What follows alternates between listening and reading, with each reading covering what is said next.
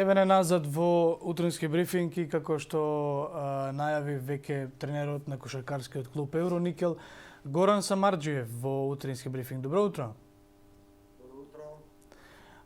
Господине Самарџиев, вчера се одигра првиот надпревар во финалето на македонското првенство во кошарка. Игравте една кошарка која што можеби ги изненади кошаркарите од Аеродром, 83-81. Ајде една мала анализа на овој надпревар. Како прво добро утро на цела Македонија. Чест и задоволство ми е да бидам гостин во утрински брифинг. Како прво да им честитам на моите кошаркари за залагањето и за желбата за победа на овој надпревар. Ние отидовме растеретени во Скопје да направиме едно изненадување. Во првата четвртина тоа и го покажавме, но како тече надпреварот, така и нашите сили беа на пониско ниво, бидејќи ние сме со два играча помалку во ростерот од тоа што треба да биде за една финална серија, но тоа што е тука е.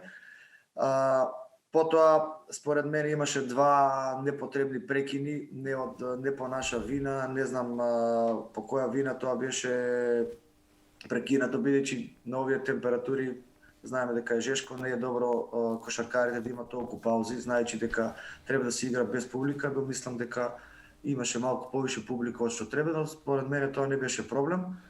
Се надевам дека во следните надпревари тоа ќе биде регулирано од двете страни.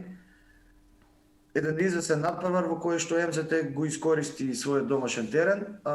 Ние подклекнавме во финишот, имавме шанса во последниот напад да направиме фаул, не направивме фаул.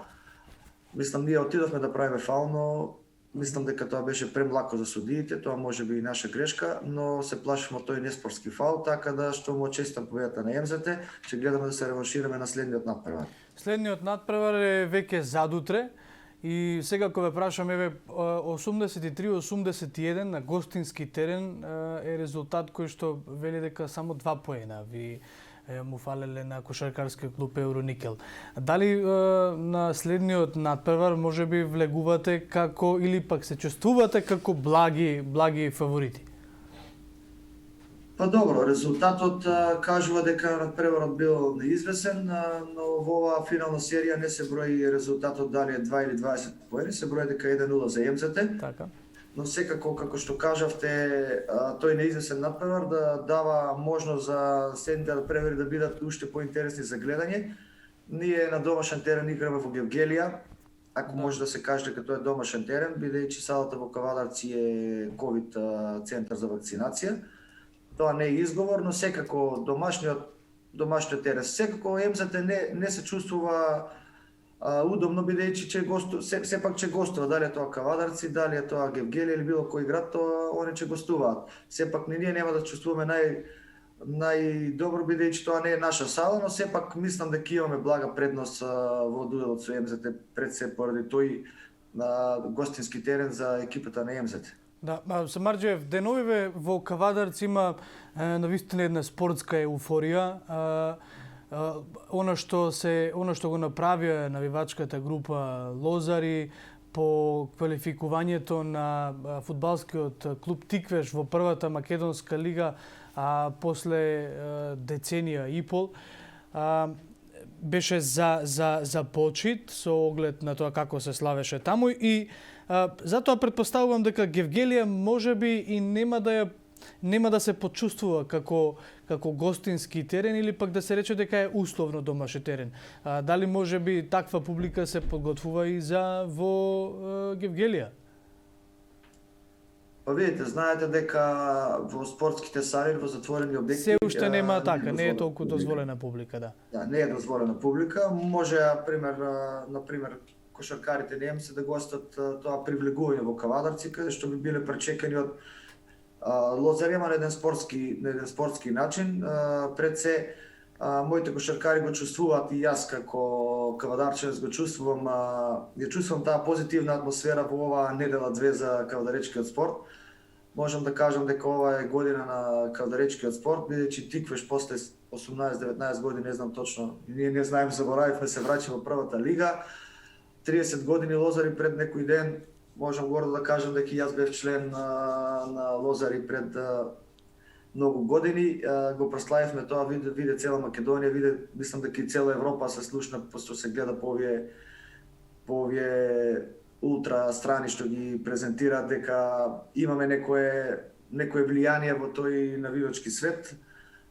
Мислам дека ќе беше поинаку доколку и за нас и за ЕМС доколку беа полни салите. Знаеме дека ЕМС има одлична навивачка група, ќе беше полно и во Кавадарци, но сепак ЕМЗ нема да го осети тој, како да кажам, да осети таа атмосфера од Кавадаречкото славје во оваа недела две. Самарџиев, бевте дел од клубот Фени Индустри, нешто што сега е, може да се каже дека е преименувано во Евроникел. Фени Индустри кој што своевремено вложувајќи во кошаркарскиот тим редовно беше на врвот од Македонската лига и се бореше за титулите.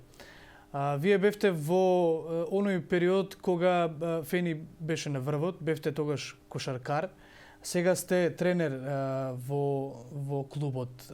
Имавте во меѓувреме и искуство со македонската репрезентација. Колку е поразлично да се влезе во вакви финални надпревари како кошаркара, колку како некој кој што треба да ги менаџира останатите кошаркари. Таму важи една тактика која се следи, тука тактика која од вас треба да произлезе. Па вака, многу е поразлично.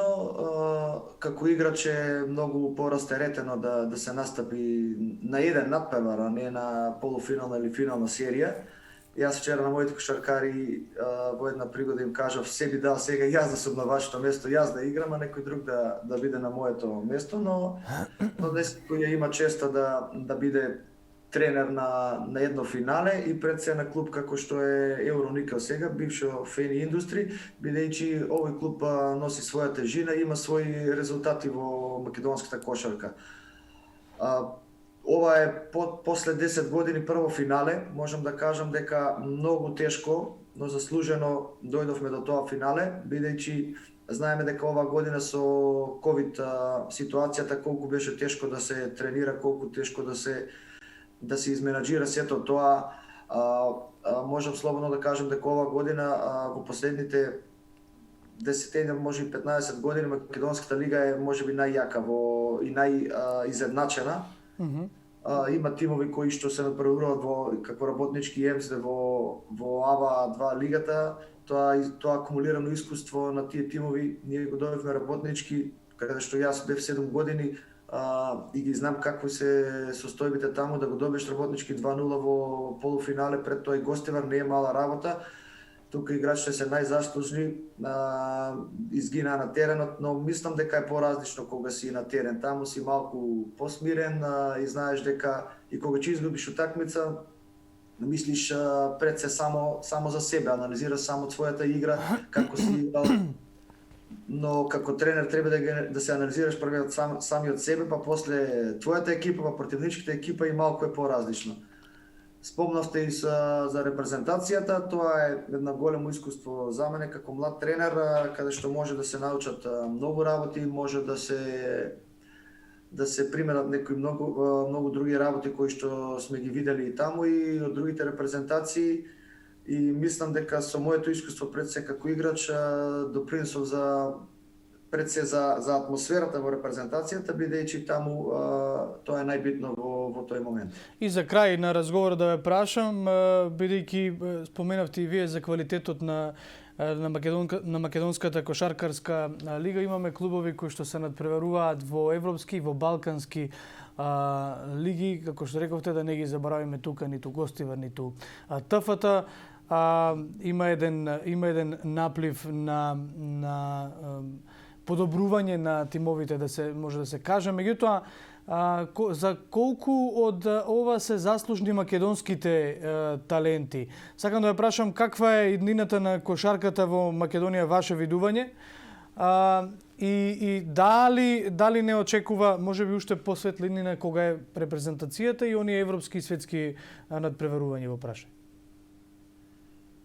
Па вака, кажавме веќе дека квалитетот на кошарката е подигнат на едно повисоко ниво Што се однесува до кошаркарска репрезентација после смената на таа генерација од 2011 година, се осети тој вакуум период на екстра квалитетни играчи. Македонија има квалитетни играчи, но ние тешко дека во овој момент можеме да рачунаме на играчи од калибарот на Гечевски, Антич, Илиевски, Мекеле беше во тоа време, Војдан Дамјан Стојановски беа многу помлади, но мислам дека главниот проблем лежи во организацијата на некои клубови. Овде во Македонија во моментот сите 12 клубови што се во првата лига, сите сакаат да бидат шампиони, сите сакаат да бидат најдобри. Сите имаат по 3-4 странци, така да што мислам дека ако се вратиме 15-20 години наназад, да, првите 5-6 тима се бореа за титулите, али претежно тимовите што се бореа за опстанок ствараа играчи. Сега тоа не е случај, бидејќи сега и релативно послабите тимови сите сакаат да направат еден инстант резултат, што според мене не е добро и малку се стагнираат тие таленти што не им се дава шанса повеќе на тие таленти. Мислам дека оваа година тоа ќе се промени и дека неколку клубови пред се овие млади тимови што влегоа во првата лига, Ангели и Феникс, дека ќе дадат шанса повеќе на тие млади таленти за да добиеме едни нови играчи од типот на Перо, Антич, Гечевски и Илиевски, и мислам дека таму треба да ја гледаме еднината.